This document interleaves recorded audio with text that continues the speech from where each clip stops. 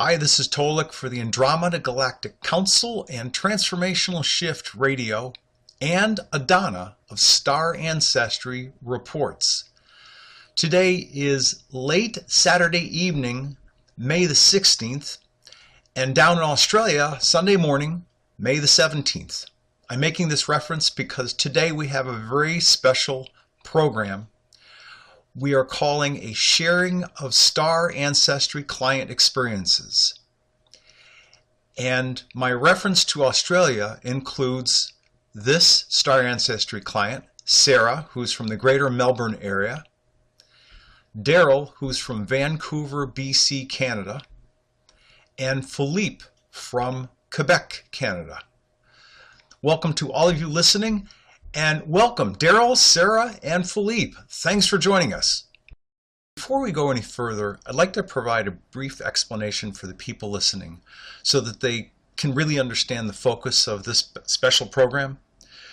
Though, yes, it's true that you, Darrell, Sarah, and Philippe have, in fact, received Adona's StarAncestry reports, this program, this conversation with you is really all about your awakening experiences, the things that you've been through, the confirmations that have happened in your lives, and maybe also the kind of different confirmations maybe Adona's StarAncestry report provided for all of you. So I just wanted to provide that explanation for our listeners and let them know very clearly that this special program is about collectively your three personal experiences, how you've awakened, the clues that you've learned along the way, and how you continue to evolve. So for this part of the conversation, we are now going to turn it over to Adona, and she's going to provide a brief overview of each person's StarAncestry report. First with Sarah, then with Darrell, and then over to Philippe.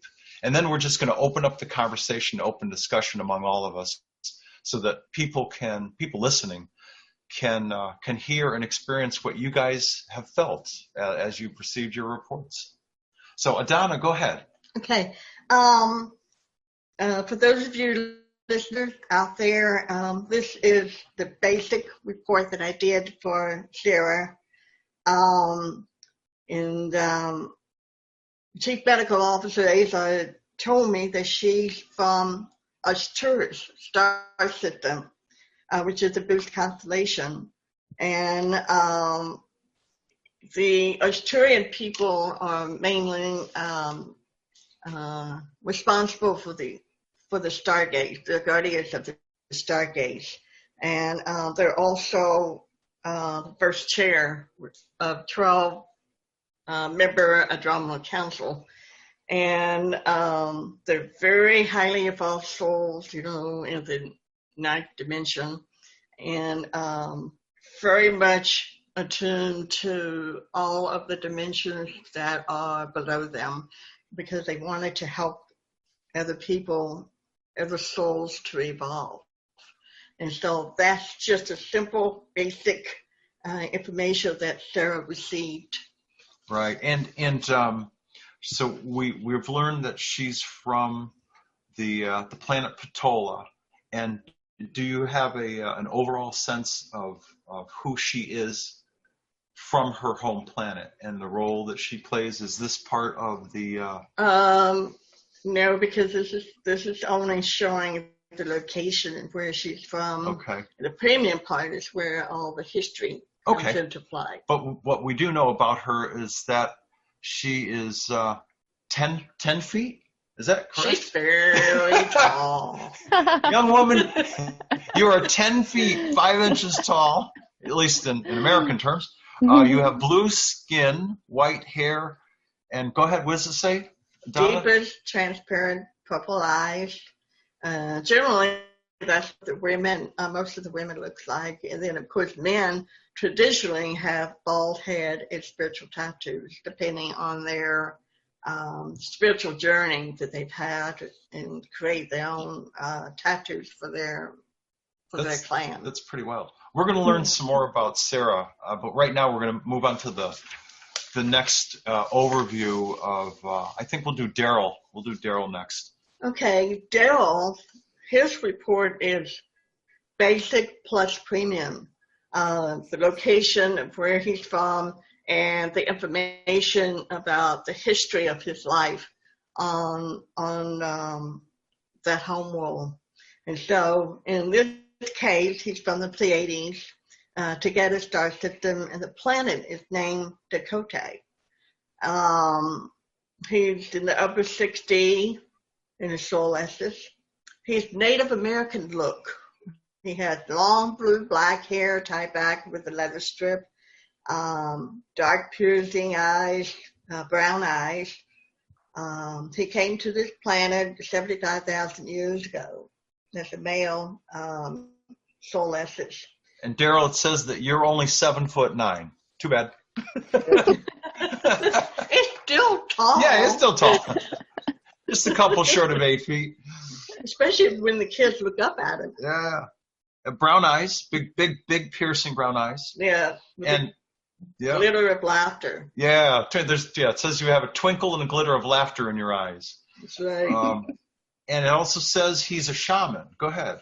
Yeah, the shaman, this particular work that you have wanted to be attuned to is to communicate with the whales and the dolphins by telepathy, but you're also a cytologist because your love of the oceans and love of the ocean animals, you want to be able to convey that the life of the essence of the whales and the dolphins to other people. And you also worked with the Andromeda Council with a couple of their subcommittees that work to improve life on other worlds. So it's really unique in what you have done. Yeah, and for everybody listening, both Adona and I are our soul essence. We are both also from the Tegeta star system, planet Dakota. So we're from the same planet as both Darrell, who Adona just read about, and upcoming the same planet as Philippe. He's also from Dakota. From Dakota. So yeah. We're going to have some familiarity, or you will have some familiarity with us, being from the same planet originally, in terms of your soul essence. So we'll go on to Monsieur Philippe in Eastern Canada. Go ahead. Okay, and Philippe, you're also from the Pleiades, Together star system, Dakota planet. And you're 7'8". You're tall too as well. Native American looking, long blue black hair. Of course, it's tradition in terms of the Dakota men. They usually pull their hair back because they don't want the hair to fall in their face while they're trying to work on something. So, and his first name, his spiritual name from Dakota is Shayanti. Okay. Kokawa. Wow. All right. Shayanti Kokawa is the way Azad pronounced it to me. Okay. From there. And you first arrived on this planet pretty much close to when I arrived. For you, it was 78,000 years ago, and I got here 75,000 years ago. We'll talk about that some. So go ahead. And then he said that. She said. Yeah, Azar. Right. Azar said right. That you are a chief of your Kokawa clan, but you're also an ancient mental warrior. The job as the chief, as we know, they oversee his people. Right. Whether there's meetings to be had, or trainings to be done, or being called into Dakota High Council. Usually all the chiefs and chiefesses will meet up in the Dakota High Council for meetings as well.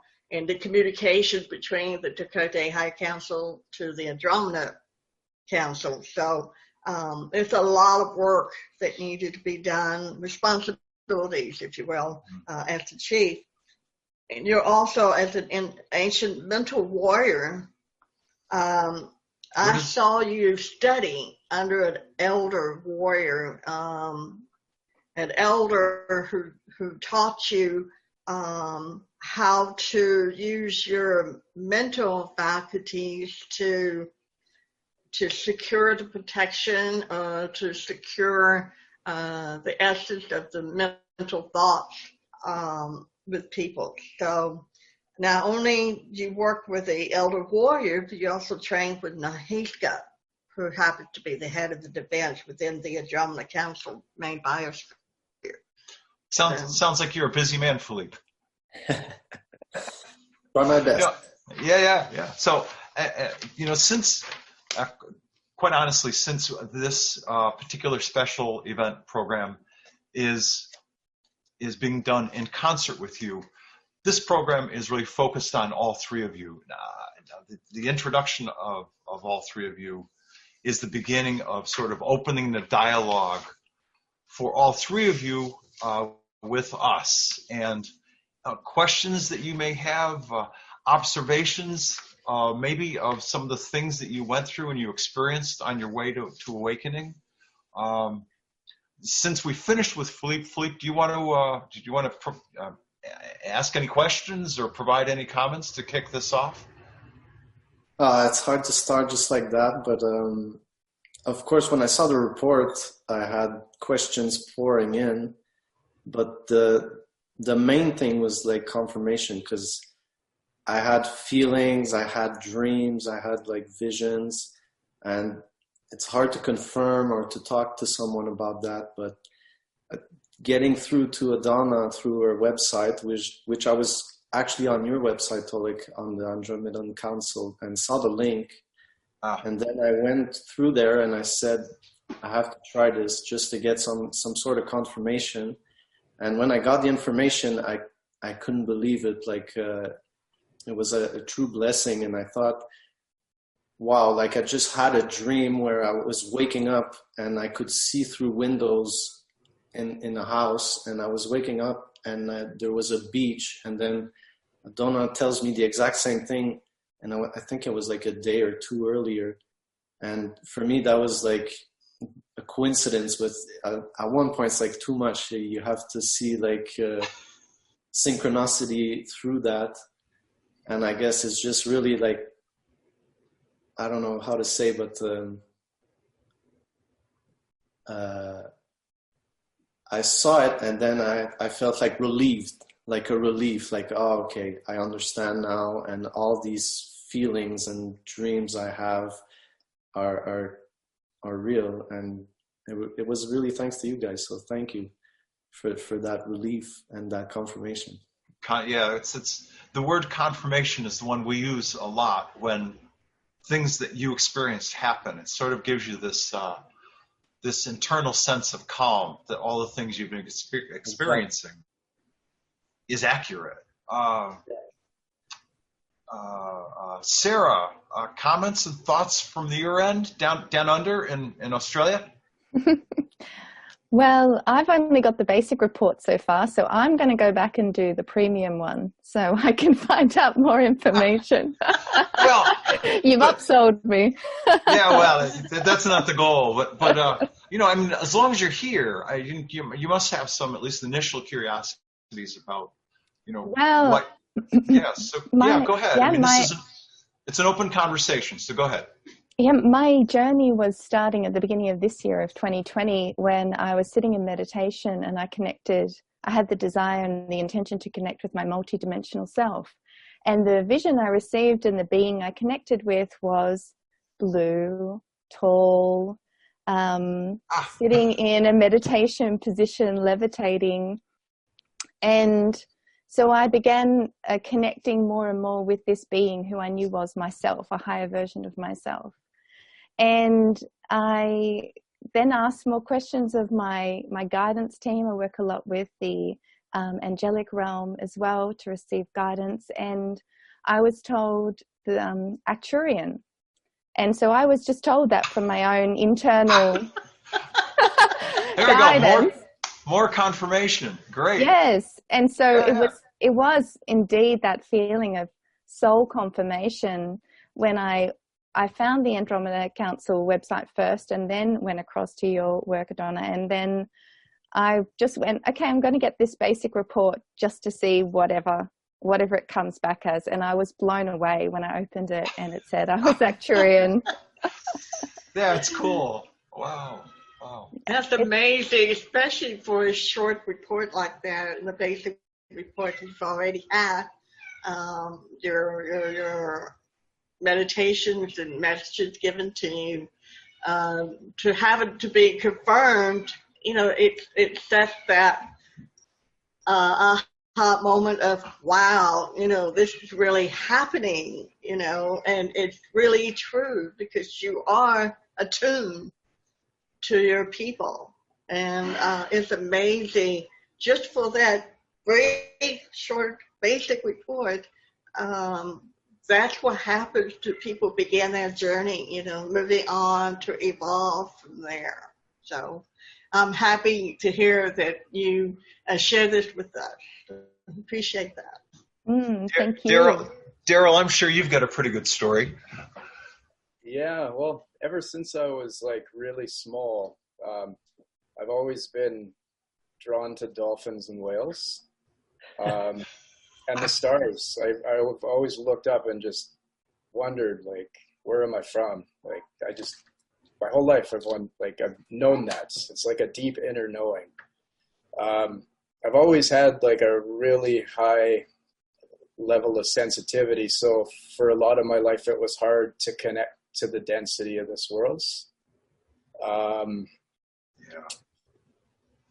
tell you what, we both understand that because we've been through it. I'm sure all of you guys feel a similar thing. We all have that in common, I feel. And I was drawn into plant medicines throughout my life, and I had some really interesting experiences that were quite cosmic, with seeing multiple moons and purple oceans and skies and meetings and just really cool experiences that kept on taking me to this, like I felt Adona was able to identify the core essence of the soul, like the real deep fire that's burning inside of us. And from reading her report, there was just like downloads of shivers, or the shakes you get when something's just like, oh. So such a deep level of confirmation that just doing the work that I've been doing my whole life, it's taken it to a whole new octave, because at a deep, deep level, it's been confirmed that something that I've known, but it's hard to talk to other people about. Makes sense. And the question that I had was, maybe Adona could talk a little bit about the different dimensions, like how, just go into a little bit more like the third and fourth dimension, all the way up to like where Sarah is at the ninth, and how that all kind of comes into where we're at now. I feel that would be interesting to talk about. Sure. Okay. Do you want to address that? Okay. Darrell has asked if they could hear an explanation of certainly the key difference between 3D, which we know is dense and organic. Yeah, physical body. Right, and what happens in the migration of 4D, 5D, 6D. Apparently Sarah is 9D, so that should be a pretty high vibrational place, as you saw your blue self. But can you give a brief description of the different dimensions? Okay, the way Azar and my star family had always explained to me in simple form they said that the higher you go, the less physicality that you become. So by the time you get to the 6th dimension and up, you're already in the energy form. Balls of light, balls of energy, sound frequency.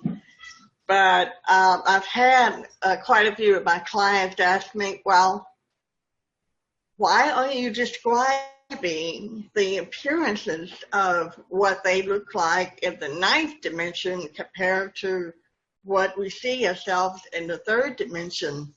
I said, because in order for us to understand the appearance of the people from that dimension, they have to slow down their vibrations enough to where they can appear to us in the physical form that we can understand. Yeah. Other times they will use telepathic imagery of a holographic look to what they have been in that form, to where we could understand in the physical form, because there's so many people out there that are waking up thinking that the heavens, we're going to be transparent looking forms, but they have yet to be awakened to the fact that they will become energy or balls of light. They can materialize in any form they choose on any one planet of any dimension.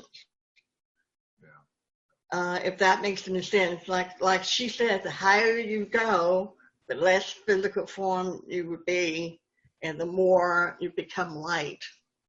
Light bodies, balls of light, balls of energy, that type of thing. Yeah. And I'm aware of the fact that most of the what we would call here on Earth balls of light or orbs, these are at least mid-level 5th dimensional people that are traveling together. And if you see people that go to conferences in places like Sedona and Mount Shasta and their photographs, people with their smartphones or all these orbs and balls of light, these are simply 5th dimensional beings that have chosen to come to Earth and observe and participate and just, I guess, observe us more than anything else. And they can feel whatever we're feeling. They know if we're happy, if we're angry, if we're sad, if we're perplexed, because Absolutely. Each one of those emotions provides a different vibration. But from what I've learned, pretty much from mid-level 5D and up, there is no physical body. In terms, like Adona was saying, there's no physicality, no form. So people they'll create whatever they want to project for others to see. Does that sound about right? Yes. Yeah. Okay. I thought so. Yeah. Yeah. And also I just wanted to say, when I was in meditation Please. as well, speaking with the blue being, I did ask that question too. I said, hang on, if you're up in the 9th dimension, how come I can see you? And that was the message I got told too, was that I'm appearing in a form so you can understand me better. There we go.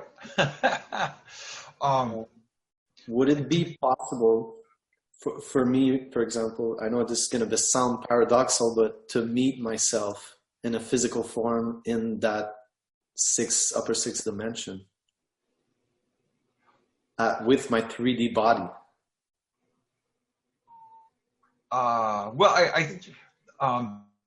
Philippe is asking the question, is it possible for him as a 3D man to meet himself, a higher dimensional version of himself, whether it's 5D, 6D, 7D? Yes, you sure can. Because you have to, how should I say this?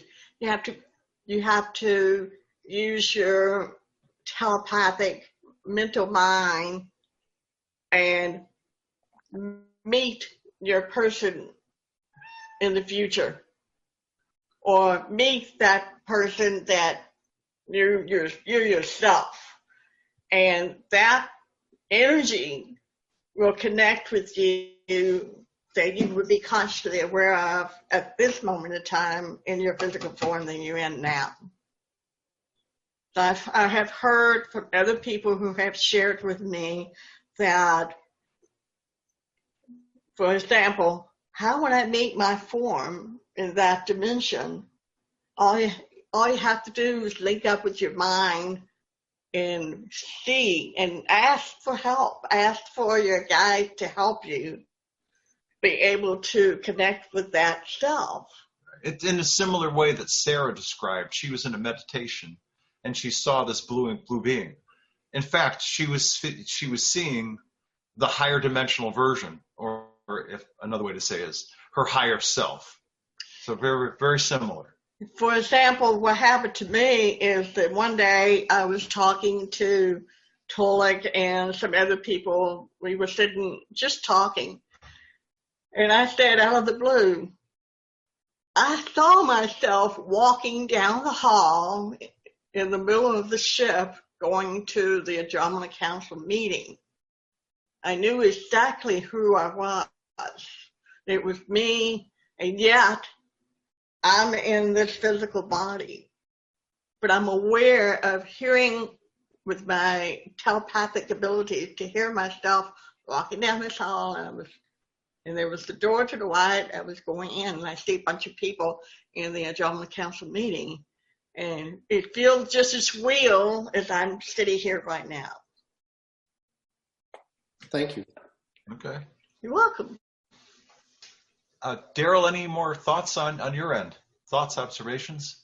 Yeah, that's to something to Philippe is if you can imagine like a radio frequency, and once we bypass like our dense senses living here on Earth, there's like different frequencies that we can tune into, and I feel like that's directly communicating or direct link to communicating with our higher selves.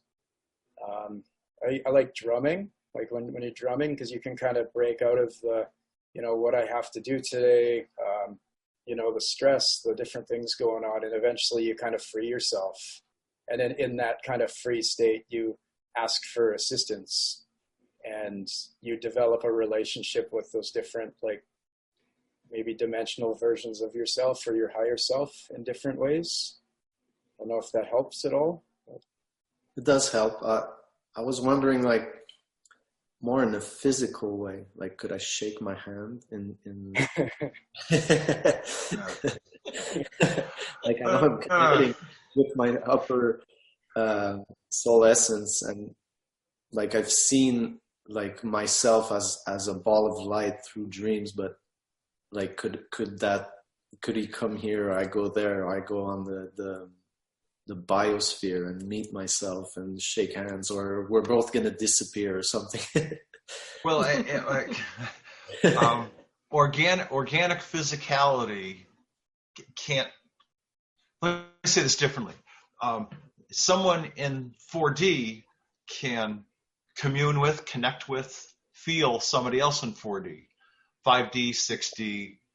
It's easier in the upper realms because based on what we've talked about over years, we know that physicality ends at 3D. Like this dense organic matter doesn't exist in 4D, 5D, 6D, 7D. So in the higher realms, in the higher vibrations, it's all spirit matter, also known as fine essence matter. Excuse me. Sorry about that.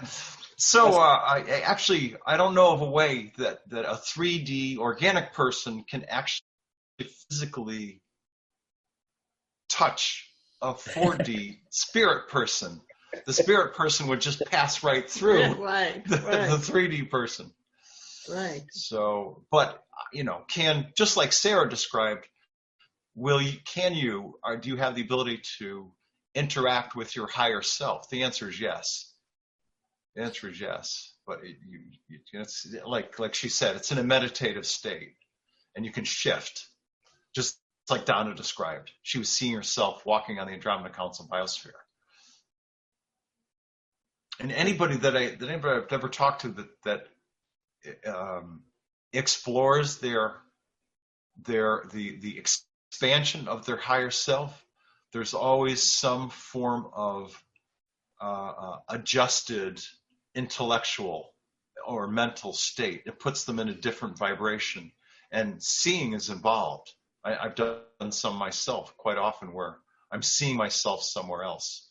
So I don't know if that helps, but it does. It's just okay. I don't know. It's a weird question I had. Just curious. Sarah, yeah. Any more thoughts on your end? Jump in. Oh, well, I found it was really interesting when I was Arcturian. I trained as an architect. That's what I studied at university. Oh, wow. And the Arcturians are, I believe, also called the architects of the universe. Is that true? Adona, Sarah's saying that she believes or had heard that the Arcturians are sort of called the architects of the universe. And Sarah has a very distinct sense and feeling that while in Arcturian form, she's very much an architect. And did you say that you've studied architecture here? Yes. So yeah. She studied architecture here on planet. I said yes, that you were an architect. You were a very important architect in terms of precision, because she keeps telling me that you, for the lack of a better word, it's kind of like you're a chief of architects, and you gather with other star systems architects to do what needs to be done for those dimensions that needed that type of work. So I'm not at all surprised that you have been attuned to, in this life, to go into that kind of process of being that architect.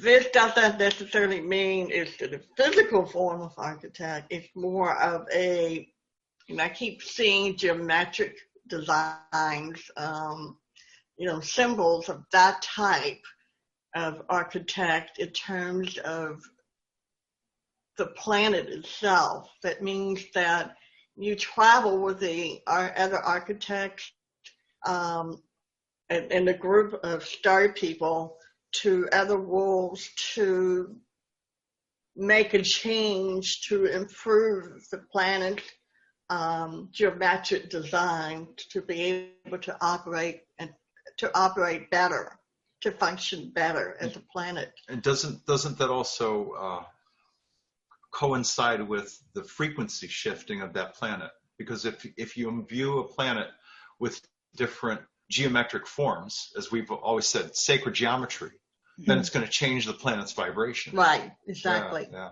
So she also made a comment that it's been said that the people of the Arcturus star system, and they're known to be of the highest vibrational frequencies. I mean, from almost pure love. She's observed, or has observed, that people have said that Arcturians themselves, as a race, are great architects, that they're known throughout the cosmos as great architects. Yes, they are. Why do you think they're guardians of the Stargate? Because guardians of the Stargate is involving that architectural building of the Stargate in connection to galaxies within the universe. So it makes sense that they are architects of the universe itself. Thank you. That's on a huge scale. Yes.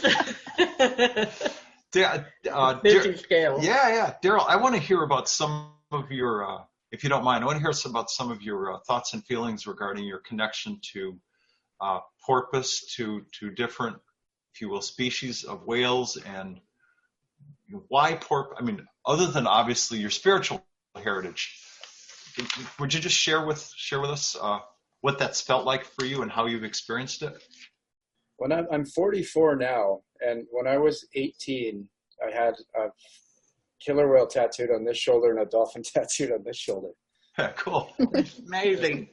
I feel like the they're a really high vibrational, I've heard they're like super high in consciousness, and the way that they communicate is through sounds. And they're holding codes and keys for us as a species on the planet here, so to help us awaken, to evolve to the next place as a planet. I feel like that what I've pulled down to this level is a really high level of sensitivity. I've been a teacher my whole life. I was a physical trainer, and now I work with plants. And I enjoy working with plants because they're highly sensitive as well, and they have a straight purpose. So I'm kind of learning to connect to more of these subtle energies that I'm in contact with through plants, as they're simple to understand and their purpose is straightforward. So I don't really know how to explain it. But I always have felt that my purpose is when I meet people, is I can see really clearly their flame or the light that's within them, and I think they can see it too. And for a lot of people, they're unaware of it. So I kind of almost feel like I play with them, and in their own way, they wake up to different parts of themselves. I don't really, if that makes sense, but I'm not really teaching them anything, but by having fun and using like divine play, maybe it would be called, that they slowly start to see themselves in a different light. And I know dolphins are really playful and energetic and really loving and wanting to spread the energy, but it's the learning how to put that out into a dense world is kind of where the trick's at. Yeah. Yeah, So very, very true. Very, very true. I have a friend of mine at Trinity back in Sedona, and she has this small device that has a couple of wires attached to it with clips. And we had been, if you will, attaching those devices to crystals, and we were hearing different tones out of the crystals, literally, because this little teeny device also has a speaker on it. Well, she's got some plants sitting in her living room, and there's a lot of sun shining in. I said, let's try to take these clips, and we'll put like one clip very gently on the stalk and one clip on a leaf. Those plants could sing. I mean, if you thought the crystals made sounds, that was like one or two people. But those, when I connected to the plants, it was like a chorus, and they were happy. It actually sounded like contemporary jazz. I was amazed. Yeah, and this may sound a little off the mark, but it was amazing to hear those different frequencies of music simply coming from plants, and it opened a whole new world for me in terms of what's possible in terms of consciousness. And plants are conscious. It's true. Yeah. And by the way, any of you that have any thoughts, keep jumping in here, because this conversation is really about you and what you're experiencing and feeling and thinking and even questions. So I do have something to share with y'all, and you don't have forgotten about this when you're talking about crystals. When I first awakened back in 1987, after the UFO sighting I had, just about an hour and a half south of Houston area, I have been tuning in with the crystals, and the crystal was singing to me. That's their language. They were, you can hear da da da da da da da, or something of that tone. wow. And I'm hearing it with my inner hearing. Now I wear hearing aids, guys. Physical, mechanical hearing aids to be able to hear the physical world. But I could turn my hearing aids off and there's no sound, right? But when I turn into the crystals, they were actually reaching me through that frequency to talk to me. But they sing talk to me rather than talk. Mm-hmm. And I find that I got goosebumps right now all over my body. But it was, you brought back those memories for me. Thank you, Darrell, for bringing those memories back in, because I've forgotten all about that until you mentioned that. Connection with the plants. Life forms on this planet, I call it life forms because you have trees, you have plants, you have water, you have animals, you have people. We're all made up of different forms of light. And therefore, we're interconnecting with each other just as much as the planet itself is interconnecting with the solar system and beyond. So, there's no boundaries at all in other dimensions. So we're all able to channel our frequency to different dimensions to be able to talk to, those people on those dimensions in the form of light. So it's amazing what you share with us this evening. Is really hit home to me. So I appreciate what you're all doing this evening to talk to us. Yeah, thank you. Thank you. And I just had, while Donna was talking, I just had a really, I think what is, I hope is an interesting idea. There must be some stories that each of you have that, like early on when you were starting to awaken, where you started to, if you will, connect the dots, and you said, ooh, something's really special here because I was thinking of something, or I met somebody, or I had some intention going on, and all of a sudden there were these moments that started to connect, that produced your awakening and your connection with yourself. Please feel free to share them. I don't care who wants to go first, but feel free to jump in. It's hard to put one moment like more than the others. I guess it's like a sequence where things start to build up and you get like one emotion and then other, and it's all the small things. And when you start to notice all the small things, it's like a puzzle that's building and building, and you start to see the bigger picture. And that's the way I felt. Like I had a few moments where I could see something like in a dream, and then you forget all about it. And then you see another moment where, wait, that reminds me of something. And then you connect the dots, and then you're building a bigger picture of everything that's happening. And that's how I felt when Adona, like I started reading and I was like, wait, going back and reading again. And then memories kept popping up, and then I could see the whole picture. And of course, it never stops to build and grow and get bigger, but you kind of see like an image slowly like evolving in front of you. And that's the great part, where you're slowly evolving, but you never stop, and it just gets bigger and bigger and bigger. And I mean, I've seen like a UFO once with my wife, and you forget about it. And then somebody talks about something and you're like, oh yeah, I've seen one once. And then you tell that story, and then you relate to somebody else, and that person relates to you. And then you slowly connect the dots. And it's like the brain just wants you to forget, because it's not like something that you can speak to anybody, or in the right setting, or like if you're at work, I'm not sure I want to talk about this. But then when you connect with somebody, and then slowly you make the connections in your brain, and then your brain wants to remember, and then you want to learn more, and then there's just more questions coming up. And like once I saw it on, I just had so many questions, and I thought, well, this will answer a bunch of questions, and it did, but just so many more pouring in. And I mean, it just never stops, and that's the fun about it. Yeah. It is amazing when, at least for me personally, Donna, I'm sure, has her own feelings, but when we get together and have conversations with people like you and anybody else that we either bump into or purposely that we meet through conferences, what happens is people find this sense of family and connection because we can openly talk about these things.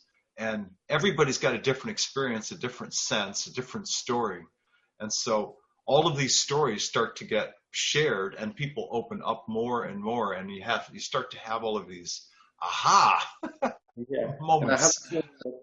that's where we're going as a society, where everybody's just going to open up and then connect and realize, well, we have all these points in common, and just evolve through that connection and openness. Like I was on the Andromeda Council website, and I'm thinking, hey, I could hitch a ride on the biosphere or something. That looks fun. And then it just connected to StarAncestry, and then I said, well, let's try this out. And here I am, and it's just amazing. Like, it never ends. And the more you're open, the more you'll receive. And like Darrell was saying, I guess we're all hypersensitive people. And when you receive so much information, it's overwhelming at some point. But when you're ready, you're in tune to those frequencies, you receive, and you just build something, some higher meaning of, why am I here? What's my purpose?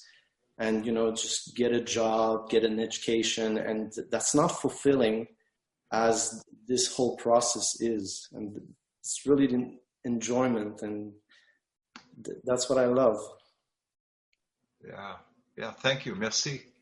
Yeah, it's the process of self-discovery, as I guess the trained psychologists would say, self-realization, self-actualization is an amazing process as all of us wake up.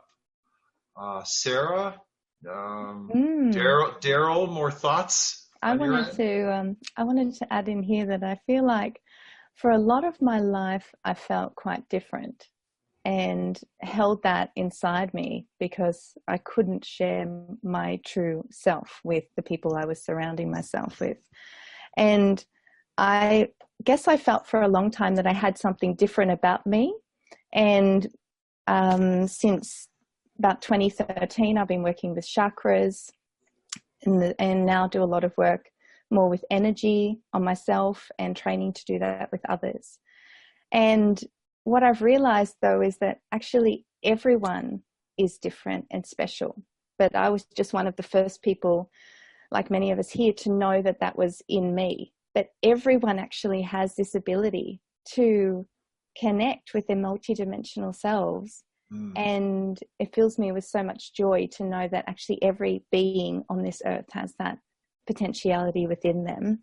And we're not all there yet, and that's okay. But it doesn't mean I'm not specifically special or different to the people around me. I'm just at a different place to where they are, where I'm more aware of my multidimensional selves.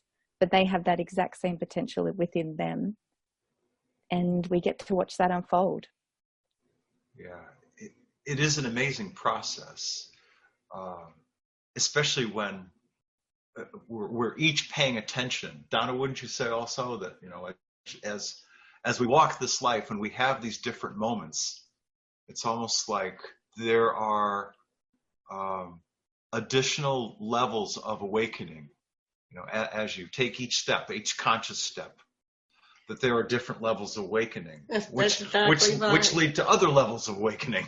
That's right. That's one thing I've learned from my Star people all these years, that we're all at a different level of growth, a different level of evolving in his or her way and their own pace and time. Not everybody's going to be on the same level.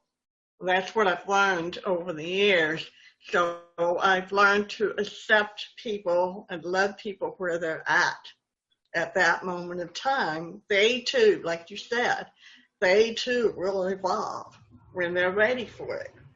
It's there for them to say, okay, I'm ready, I'm opening up, I want to know more. And I got goosebumps over here, another confirmation. So, all three of you, just a brief message for all three of you. I do not know if you're aware of this or not, but all three of you are very much telepathic communicators as well as leaders. So I am not at all surprised at the level of awakenings that people have written to me, usually waking up to their earth missions in life. That means having your own life centers or have your own a place of residence where you will have that ability to have all the faculties of your telepathic communications to be able to help other people to evolve. So I just want to leave that with you because Aza's been nudging me on the shoulder for the last 5 minutes. Tell them this. Darrell, I'm sorry, go ahead, Philippe. I always had that feeling where like I'm here to help, like giving a helping hand, and some are ready to receive it and some aren't. Like it's like I'm reaching out to somebody that's drowning and it slaps my hand away and it's like, I'm not drowning. Well, live that experience and I'll be back later and lend you my hand again. And sometimes it's hard because you see where you're at and you want to bring people up to that level or make them evolve in their own way so they can reach their full potential. And once we all do that, we'll have the society we're all dreaming about and we all deserve. But everyone has their own pace, like you're saying, Adona, and everyone has their own way of evolving. And through experiences, especially like bad ones or traumatizing experiences, that's when you look at yourself and you evolve and you become who you truly are. And I have a feeling like we come here to Earth to have total amnesia, and you're born and you're told who you are through society. Like this is your name, this is your status, and this is your job, this is your education, and at one point you're like, well, I'm more than that, and you realize and you start to discover who you are, and that's the fun of this whole experience. And I'm sure it's a rare occurrence through the universe where you can have like total amnesia and rediscover who you are through just experiences, and then you connect with your higher self, you connect with your past lives, and you become more than just your ego, your name and your history and everything, and you become like your soul or your spirit or the whole, you see the complete picture. That's what I see. Yeah, well, very well said. Darrell, thoughts on your end? I always have a visualization where there's a ship, and instead of the ship going out into the outer world, it goes into the inner worlds.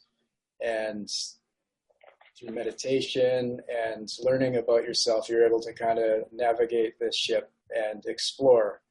And I found a big breakthrough in my life was using this ship and having a compass developing where, as I meet different people, being able to recognize where they were at in their own particular journey. So having that understanding, you could feel what they were feeling and be able to relate to people and help them from that point without blowing people's minds. You know, like that took a long time. Like I'd say, like most of my life, it's been fine tuning that.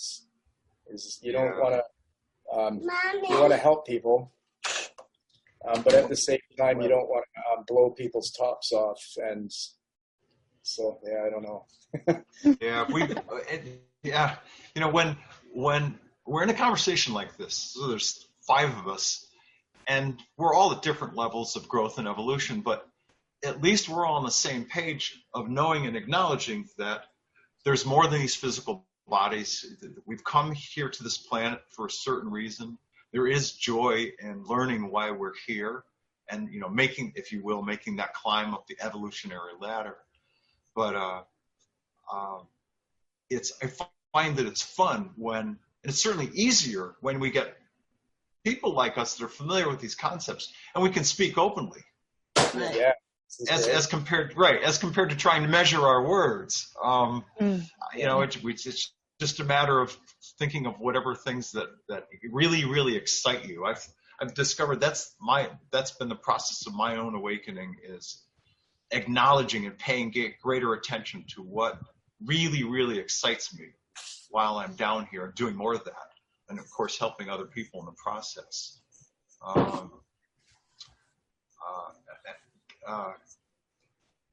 Sarah, how did you, you said to us that you just started to awaken within like the past year, and yet you always felt that you were different from birth. I would anticipate that with you and with Philippe, with Darrell, did every one of you, sort of at some point say in your young life, I'm different. I don't quite I don't quite feel right here. That's an open question. I'd like to hear your comments, your thoughts on that. I think Darrell said it earlier, like adjusting to the density is a really good way to put it now that I can look back on those times. As a child and you're growing, you've still got that innocence, and then you're conditioned by the world around you, and you gain that density as you grow. You become bigger, you become more physical matter, you're more dense. And then unlearning that is a beautiful process now. I don't know if anybody feels normal, if that even exists, or it's just something out there and everybody feels unique. They feel their own way, their own, like I know I've been obsessed with finding like every single movie, documentary, and like watching everything I could see on YouTube to just get more knowledge, get more imagination, creativity from, I don't know, watching a Star Wars movie and seeing one aspect of that and bringing it into my reality and just adding. It's just one piece of the puzzle I'm adding and like, I don't know, does someone feel normal, or does anybody fit in really, or they just pretend, they just put on that suit and they go to work and they just like, I'll say this because people will think that it's normal, but does that even exist? That's my question. Yeah, I think the more that any one person opens up, we probably realize that we are truly, each of us is a unique soul fractal, wherever we're coming from. I found it surprising actually that we actually have two people with us, two of you, who are both from the planet Dakota. I was surprised. I'm finding out that there are more Pleiadians on this planet. Yes. We have the Pleiadians always number one. Remember, Chief Golden Light Eagle said, right. How many of you are from the Pleiades? Right, everybody raised their hand. But number two category was Arcturus. Arcturus. Young lady. Yeah. So they're out of all the beings that come to this planet from different parts of the cosmos, people from the planets in the star system of the Pleiades and the people from the Arcturian star system are the two most prevalent. Those are the highest numbers. Right. And then I think Andromeda. Yeah, Andromeda. Those three, yeah. Predominantly of the people that are here. From the Andromeda galaxy, right? Right. And then I think Sirius A star system. Right. It's kind of like next. Right. And then don't forget the Andromedan constellation too. Right. Merox. Right. Yeah, you've found a lot of people from the Merox star system. Right. But the main two, like you said at the beginning, was the Pleiadians and the Arcturian people. They seem to be so much wanting to be involved with this planet because it's a very unique planet. It's not like any other planet that they've had experience in the universe, where there are so many different races of beings that are here on this planet at one time. Yeah. Yes. I'd like to shift this conversation back to something that Philippe was saying, which is about sort of recognizing when people are struggling and they may or may not want help.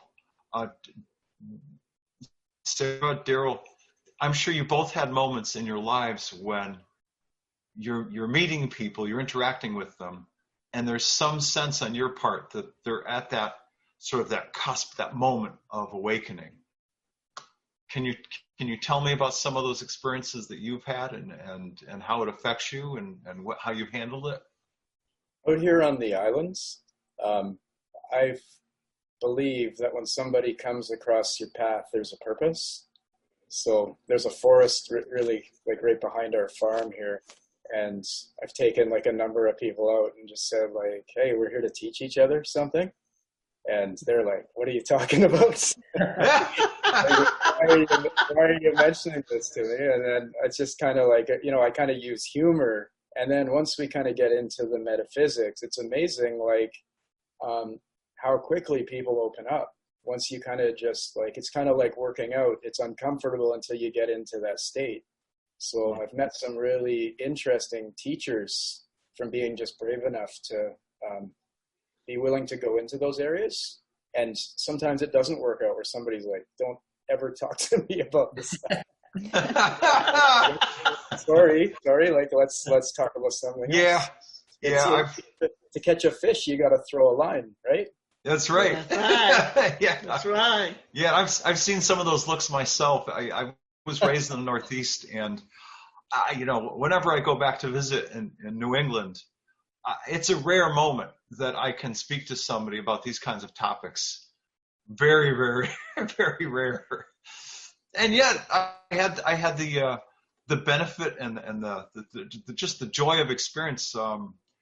Alexis Brooks had a number of people together. She's the young woman who's the hostess of a radio program called Higher Journeys. And from a young age, she's known all about consciousness. Well, New Year's Eve last year, we had people from India, from Pakistan, from all across the world. There were like 24 people in her home, and they were from all across the world. And the conversations were all over the place. And I thought, this is a real joy to have a whole house full of people that are awakened. And here I am sitting in New England yet. Sarah, I know that from my conversations with Marie Batchelor, she said, Tolec, now she's very, very busy these days, but a few months ago, she was like, I don't know what to do with myself. There's nobody I can talk to around here. Sarah, what's been your experience in the greater Melbourne area, meeting awakened or semi-awakened people? I think for me, once you get into the right circles, stepping into more the energy worker circles, people who are aware of the chakras, how to work with energy in the body, then you open up to a community. There's particularly, as we're seeing all across the world, many women who are really awakening and stepping into their leadership roles. And particularly in Australia and New Zealand now, I'm connected with circles of many women who are really rediscovering who they truly are and going to that level of that quantum understanding, that multidimensional understanding. That's just starting to come through a lot more now, I think, as we enter this time on the planet. So very exciting. Yeah. Very, very well said. We've got a mutual friend in Coffs Harbour, which is, so halfway between Sydney and Brisbane. Kate Hudson, we'll introduce you to Kate. Kate had her own spiritual shop for years. And this week, she's putting on a week-long expo. Another mutual friend of ours, Talopa, he's coming to speak. Mm-hmm. Yeah. Peter Smith, who's the head of Quantum Consciousness, the Quantum Consciousness Institute. Peter will be speaking. So, yeah, there are some awakened people in Australia. Australia's a very... Go ahead. I wanted to say we're a very unique place because we've only been colonized for such a short amount of time.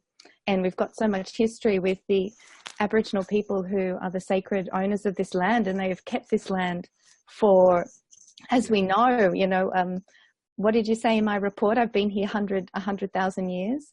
We know the Aboriginal people have basically been here that long, 100,000 years. So they really have done so much sacred work on this land, Australia. It's got a beautiful light energy to it. And I recommend everyone come and when the borders are open again. Are you aware of the, Sarah, are you aware of the Uluru conference that happens in January of each year? Yes. Great event. Yeah, that's such a sacred part. So such a sacred part of the country and of the earth as well. Yeah. Philippe, you were jumping in. Go ahead. I'm just saying it's an amazing time right now where so many things are happening and it's just going to get quicker and quicker, and you have to be open to evolve, or else we're just gonna like miss the boat. But I can't wait. Like I'm just trying to live in the future right now because it's gonna go so fast, and I'm looking at my children like on the computer, and it's just amazing. Like, you know, they're gonna be light years ahead of us, like just in technology wise, and hopefully in spiritual way as well. And we just have to like cling on just to stay like at that speed, and that everybody's going to evolve in the planet. And it's just through these hard times, it's just like an amazing time. And that's why we're here. That's why we're connecting right now. And everybody's just going to open up, hopefully, and going to get the best out of every citizen to get this civilization where we want it to be, and where we're hoping as individuals we can get the collective there soon, I hope, like in the next few years. Absolutely. Well, And I think that's been my feeling on this call, is just this feeling of joy connecting with you all. So it's been wonderful to experience that, and it feels joyful this time on the planet. It's what we're here for. Yeah, absolutely. And Philippe, I tend to agree with you also that this is definitely a time of quickening. Things are happening faster and faster. I can tell you, based on what Adona and I have learned and talked about, what the people from the council have shared with us, that this is definitely a time of change on this planet, unequivocally. Yeah. And it's going to happen more and more and more. Social change, political change, governmental change. There's a lot that's going to be shed. You know, something that I've heard a lot about is how like star seeds are system breakers.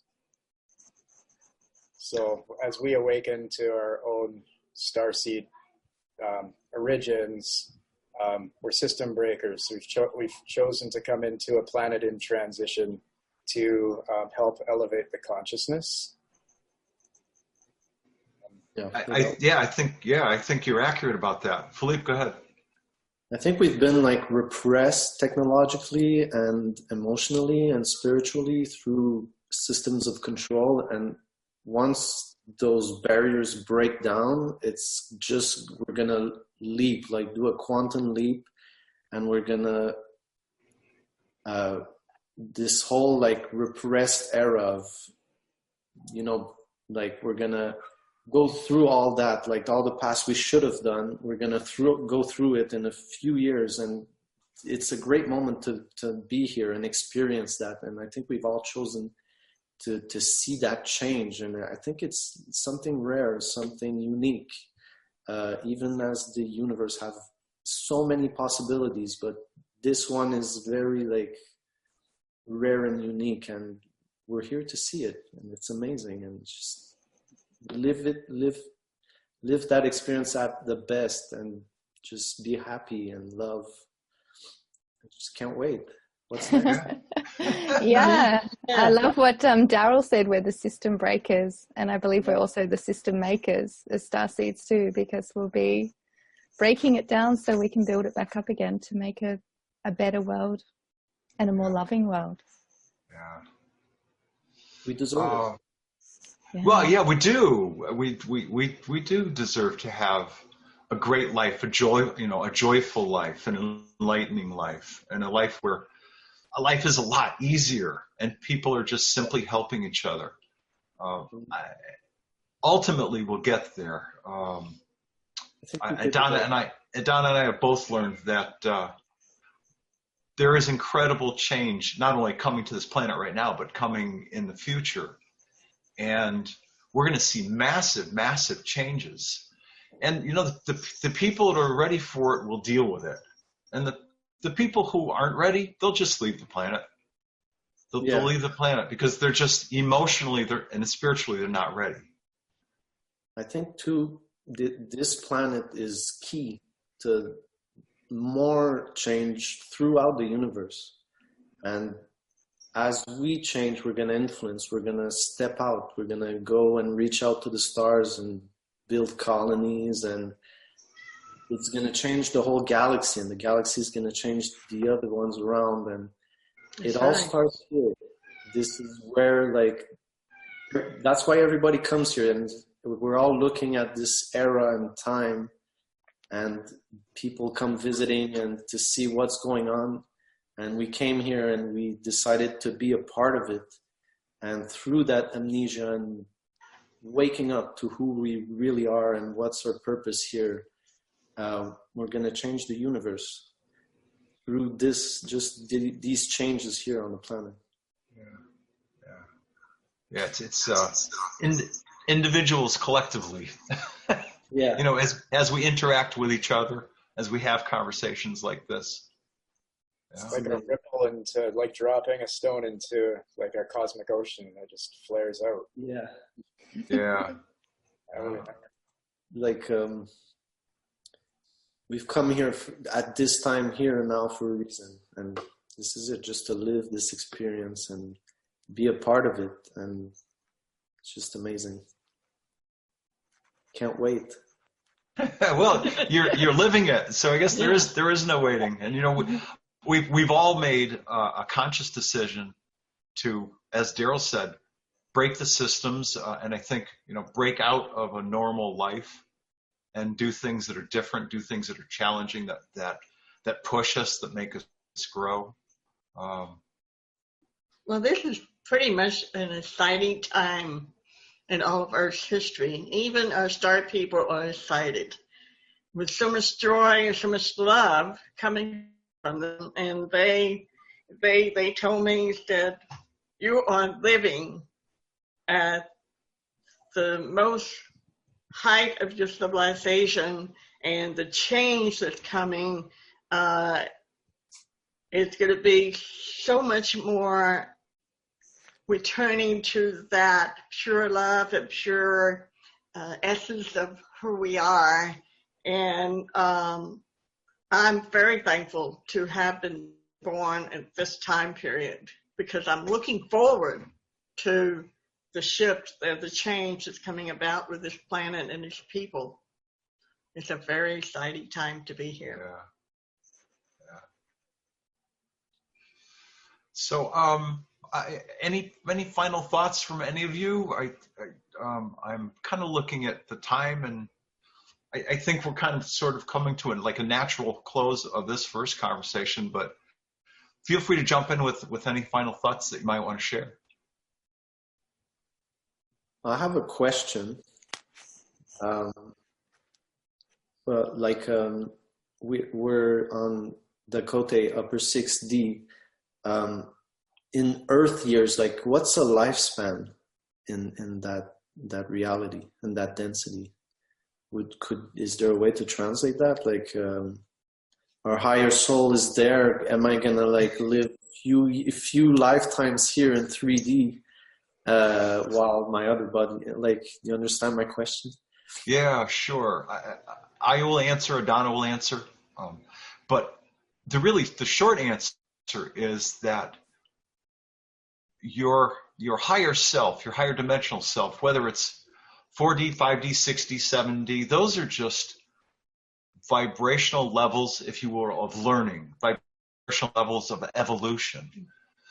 But in terms of the, if you will, lifespan of your spiritual self, you could call it thousands of years, you could call it millions of years. It's eternal. It's eternal. You and Adona, you once, when we were talking about a soul, you said that under special circumstances, a soul could request to be terminated. You know, to be extinguished, but otherwise, as a complete oversoul, you know, if there's just a slice of your total soul animating this body, your total soul has, if you will, this is the wrong word, but a lifespan of thousands or millions of years. It's eternal. So, Adona, your own words.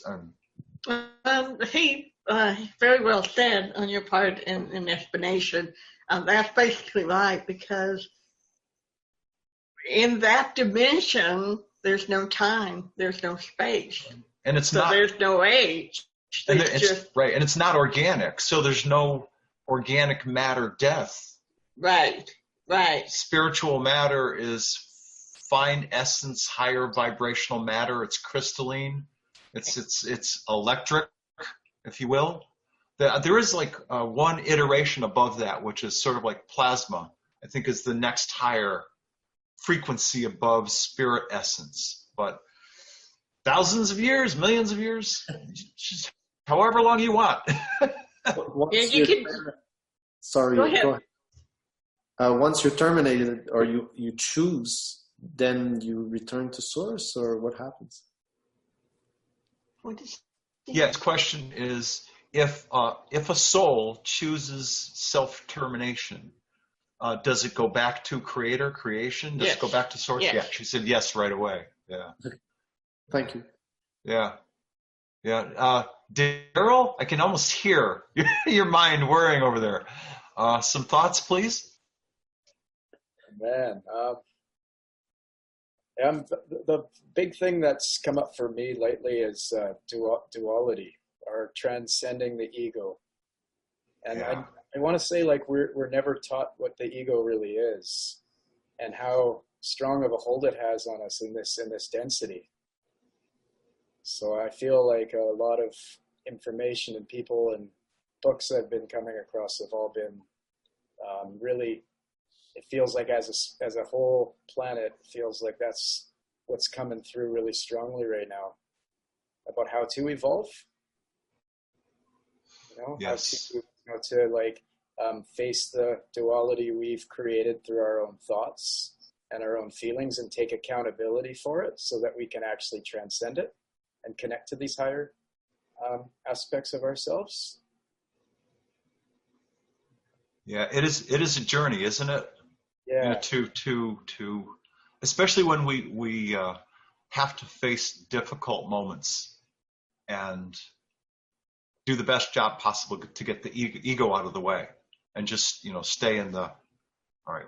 What is the this is not the right word, but what is the right response? What is the correct response?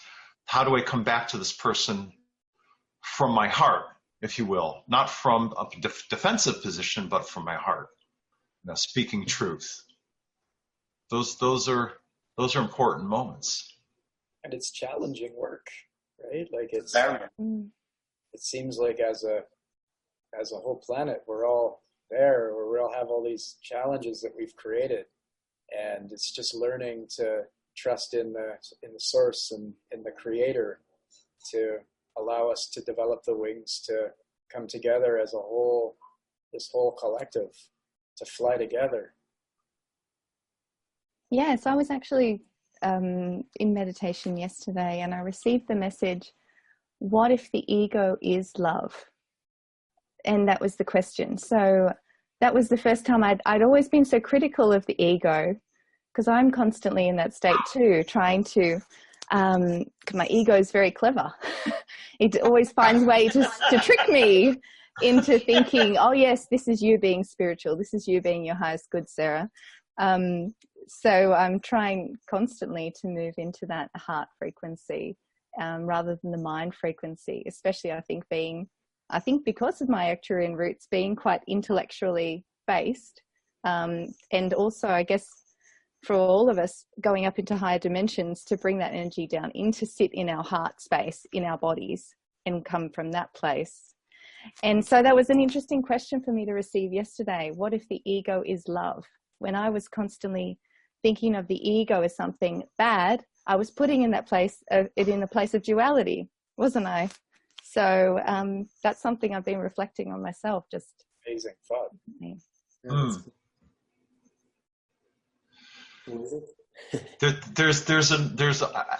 I learned, I even forget who this was, but from somebody years ago, and it was just I thought it was a brilliant statement.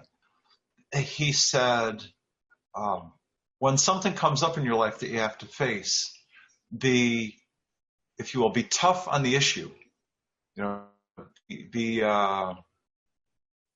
not going to say these words correctly, but sort of be tough on the issue, be critical of the issue, look at whatever the issue is with very clear head, very clear mind, comma, followed by be gentle on the person. So whatever it is, if there's stuff coming up in our lives, and Adon and I have been friends for years, and we still have moments where, we, if you will, to use an expression, we butt heads.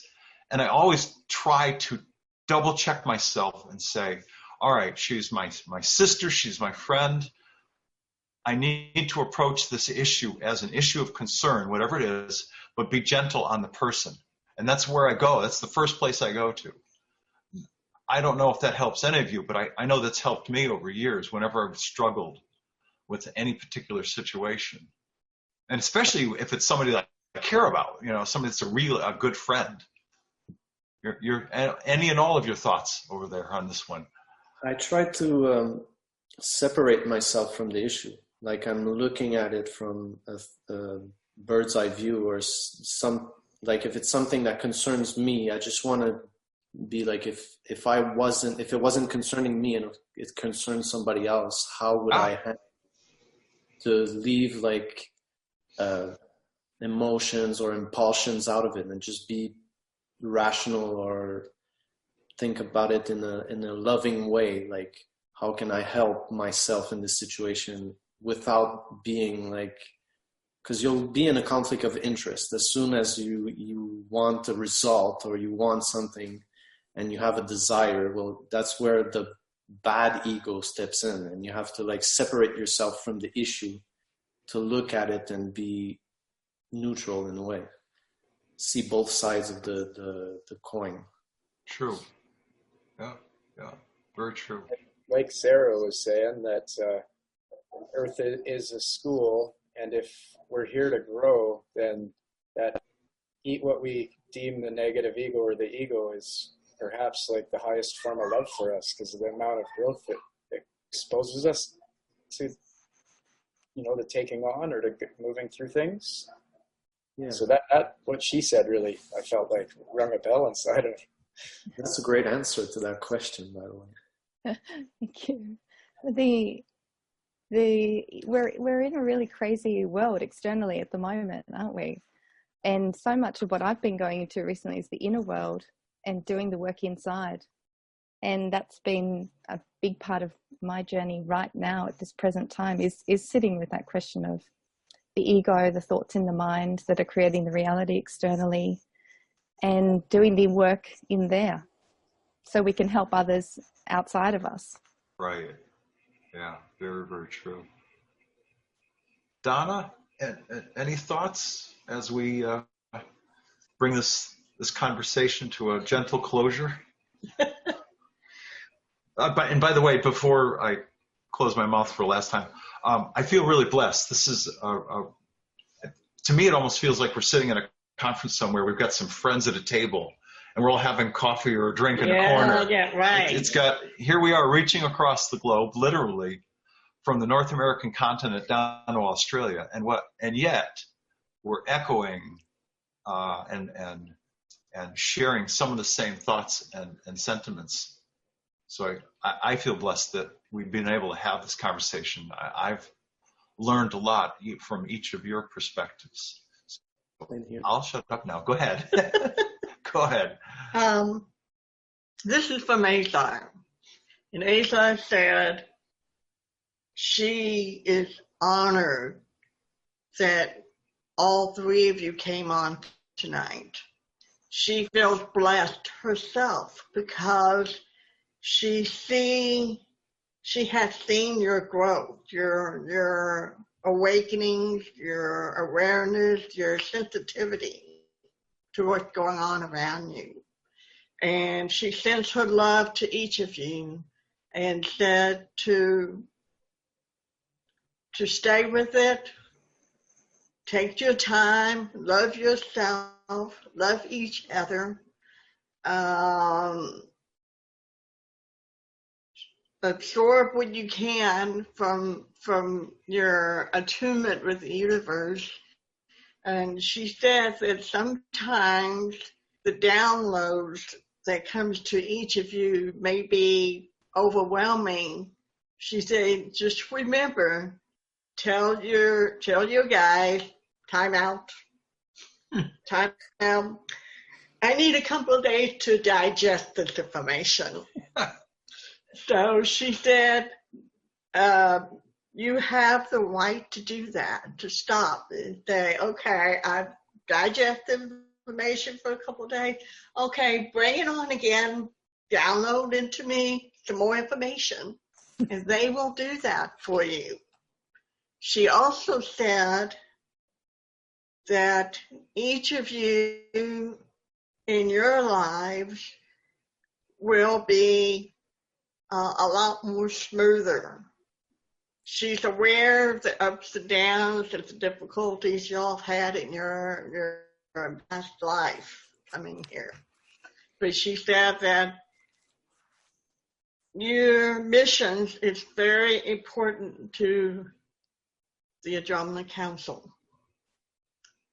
You have a mission to do here. That's why you're here, is to help others, to evolve, help yourself to reach out to your star families in the universe, and know that each of you on this journey are not alone in this journey, because there are more people awakening. Your time with us is opening up a whole new world for the people that want to hear from you. They want that. They hunger for that confirmation. They hunger for that connection, and you will have that connection with them. She also said, take one day at a time. It could be a little bit overwhelming because of the fact that time is speeding up so fast now, and there are people relocating, people getting settled wherever they need to be. They're preparing you ahead of time. They have done that with us. They'll do that with you. They're preparing you ahead of time so that you can be settled, because there are going to be people coming up to you with questions. There are going to be people coming up to you and say, hey, what do I do now? You know, where do I go from here? Get ready. Get ready, because you are leaders.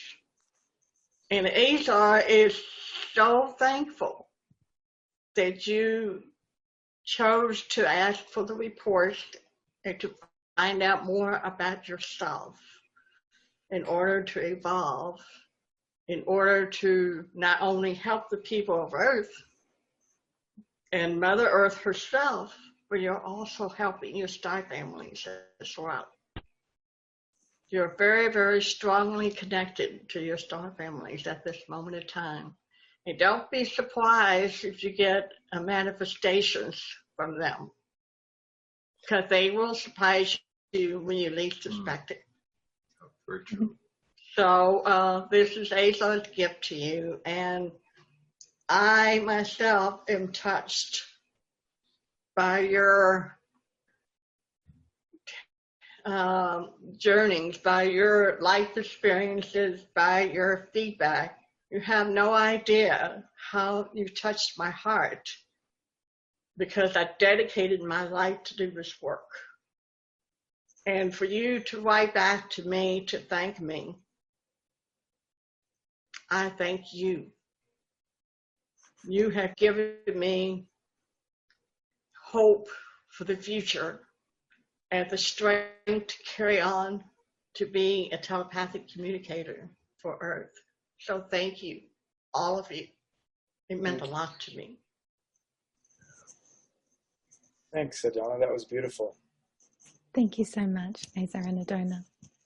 Yeah, and I'd like to thank all of you as well for opening up and sharing with as many thousands of people who decide to listen to this, because this is a unique experience. I've never done anything like this, where we've invited people who are going through these life-affirming, life-changing experiences, and you're opening up your inner selves, your interpersonal lives, what you've been going through as you evolve. And that can be a vulnerable place. So, among the three of us, among all five of us, it's an easy conversation, but to share it publicly with the world is a different thing. So I want to thank you for doing that and for making this to be it's been a really rich experience, a very rich conversation. That was awesome. Yeah. Nice to meet all of you.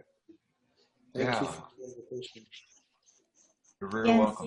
Thank you for the opportunity. It has been such a pleasure too to meet Darrell and to meet you, Philippe. So to know there's other people like me go through the same experiences. Yes, yeah. We, for various reasons, we didn't have a conference last year, but this year we are. This year we're calling it, so it's Wopila. Wopila is I chose that word and it came to me sort of like that instantaneously. Wopila essentially means being very, very grateful, giving great thanks for the love and the kindness of your family members, not necessarily biological family, but your family, those who resonate with you, giving love and appreciation for your best friends. And so we're calling it Wopila, a special gathering of spiritual friends and family. And this year it's going to take place in north central Texas, sort of just west of San Antonio, up in the hills. Very, very beautiful rolling hilly country, gorgeous views, fresh, clean air in late September. So you're welcome if you'd like to meet other people like yourselves. This year we'll probably have about a total of 75 people. We're going to keep it relatively small. Usually it's 165, 200 people. It gets a little unwieldy, but this year we want to keep it small and intimate. So if you'd like to join us, feel free. We'll talk some more about that and how that might happen. And Sarah, I will put you in touch with Kate Hudson, who's up in Coffs Harbour, and Marie Batchelor, who's in Melbourne, and I'm sure you'll have a wonderful connection with them. They're great people. Yeah, they are. Very excited. Thank you. Any of your thoughts about how this happened for each one of you? Feel enlightened. It was a great experience, and meeting all of you. Just thank you for the invitation, and such a great blessing. Like the whole process, from the StarAncestry report to this whole meeting, and hopefully the listening of the montage you're gonna do. I can't wait.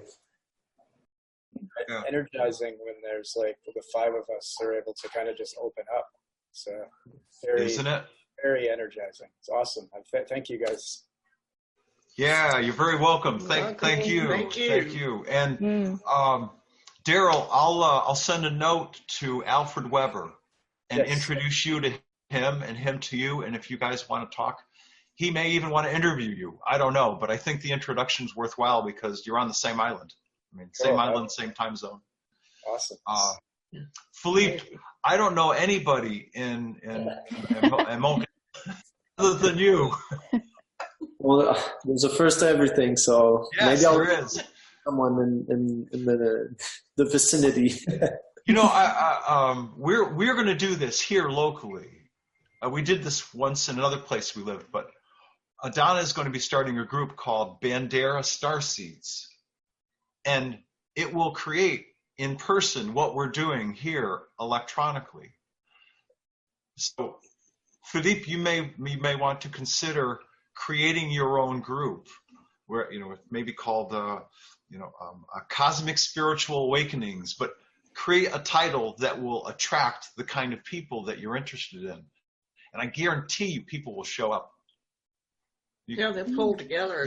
Small groups. Yeah, the people that will want to have these conversations with you live in person will absolutely show up. I definitely enjoyed it. Yeah. Sometimes. Keep it coming. Okay. All right. Soon. Awesome. Yeah. All right. Thanks. Thank you. Thanks for everything. I'll let you go on Sarah, to your morning and your day, and you guys are at the end of your day. I know Philippe. I know for Philippe, it's his bedtime. Sleep. The wife has been asleep for a while, so. Okay. Okay. All righty. All right. Well, I hate to end these conversations, but I can't. It's not right for me to keep you here the whole time. Okay. But thank you. It's been a real treat and a real joy. Bye. All right. Bye. Good night. Good to meet Thanks you. again. So this is Tolec for the Andromeda Council and Adona of StarAncestry. all right, and Sarah of the Greater Melbourne, Australia area, Philippe over in Quebec. Merci beaucoup, monsieur. Merci. Ça fait plaisir. And Darrell out in British Columbia. This has been a very enlightening and a pretty incredible experience for me. So, I mean, from my heart, thank you very much for joining us. It's been a real pleasure. Thanks, guys.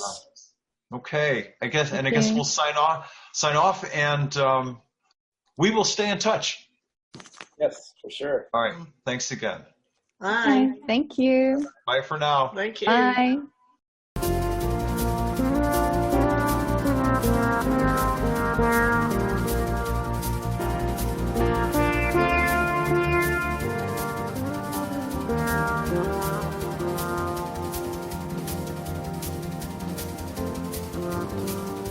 Yeah.